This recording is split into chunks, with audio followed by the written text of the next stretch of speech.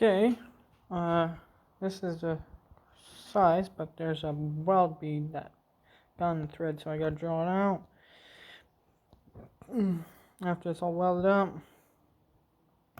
and should be good there. But yeah, my tap and die set. It's a brand right there. Went to go open it and found this. They're rusted, and yeah, there's evidence of mice in them. So little shits chewed through the plastic casing, and they're all rusted out.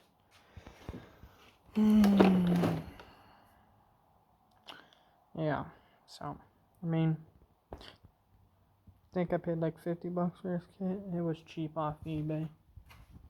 Need to get some good tap and dies.